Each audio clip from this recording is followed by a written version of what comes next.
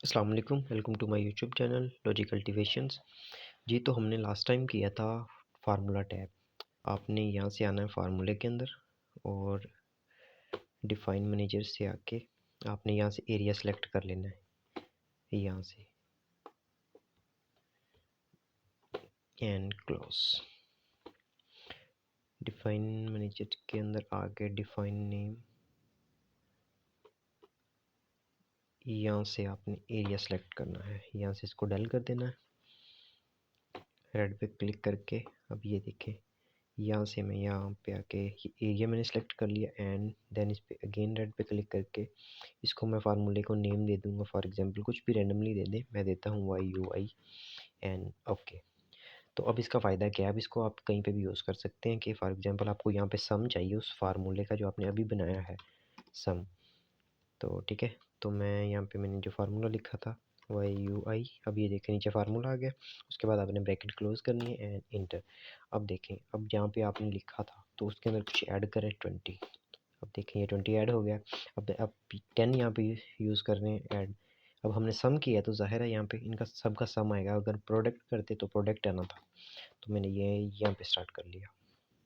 तो ये देखें यहाँ पे ये इसका सबका सम होता है। बाकी आपने जैसे मर्ज़ी अपने हिसाब से यूज़ करना, इसको सम कर लें, प्रोडक्ट कर लें या जो भी। उसके बाद यहाँ से आप यूज़ इन नेम के अंदर जो अपने ये देखिए फार्मूला बनाए इसे एडिट भी कर सकते हैं और डल भी कर सकते हैं। उसके बाद आ गया ट्रेस प्रीसेंट्स और ट्रेस डिपेंडेंट्स। ये क्या चीज़ है? ट्रेस प्रीसेंट्स हैं कि आपको पता चल जाएगा कि आपके फार्मूले के अंदर कौन कौन सी चीज़ें ऐड हुई हुई हैं। अब देखें यहाँ पे फार्मूले के ऊपर क्लिक करना है आपने जस्ट, और यहाँ से फार्मूले में आके यहाँ से ट्रेस प्रीसेंट। अब देखें फार्मूले के अंदर ये दो चीज़ें इंग्लिश और फिज़िक्स ये दो ऐड है।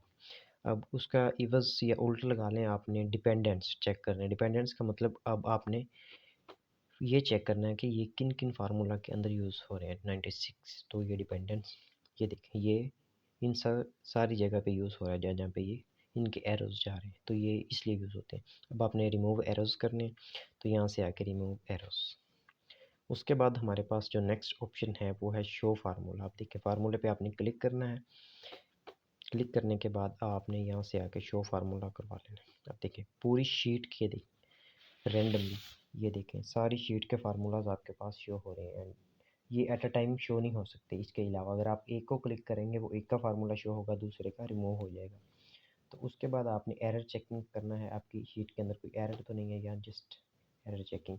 तो यहाँ से आके नेक्स्ट एंड देखें the check is complete for the entire sheet, कोई एरर नहीं है आपकी शीट के अंदर। अब आपने फार्मूलाज को नॉर्मल करना है, अगेन आपने यहाँ पे आ जाना है और शो फार्मूला को सिंबल कर देना है।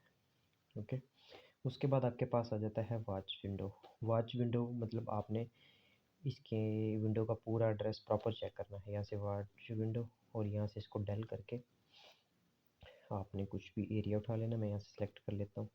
अब देखें इसको ऐड कर लिया और ये देखें ये मतलब इसकी डिटेल चेक करने के लिए आप इन शॉर्ट कह सकते हैं।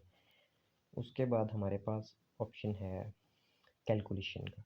कैलकुलेशन मैं वैसे ओरल बता देता हूँ इसके अंदर किस लिए यूज़ होती हैं और ये हैं क्या क्या। कैलकुलेशन दो तरह की होती है, एक है ऑटोमेटिक, दूसरा है मैनुअल।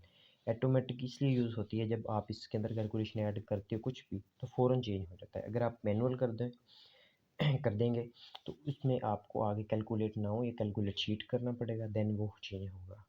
तो ये इसलिए यूज़ होता है इसके अंदर इंशाल्लाह।